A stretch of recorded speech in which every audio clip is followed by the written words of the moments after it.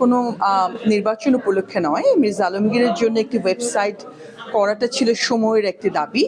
তো আমরা একটা ছোট টিম করেছিলাম, যে টিমটি ঠাকুরগাঁর সর্বস্তরে মানুষের সঙ্গে মিশে তাদের মূল যে সমস্যাগুলো সেগুলো চিহ্নিত করতে সক্ষম হয়েছে, এবং এটার উপর ভিত্তি করে আমরা ঠিক করেছি যে ঠাকুরগাঁর আগামীতে আসলে কি পরিবর্তন হওয়া দরকার।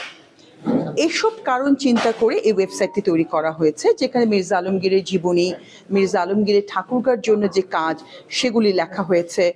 এবং খুব ইম্পর্টেন্ট যে দিকটি আছে ওয়েবসাইটে, সেটা হচ্ছে ঠাকুরগাঁর যে কোনো মানুষ এই ওয়েবসাইটে একটি ফর্ম ফিল আপ করে তার সমস্যার কথা বলতে পারবে, এবং এই সমস্যাটি সরাসরি মির্জা আলমগীরের কানে যাবে।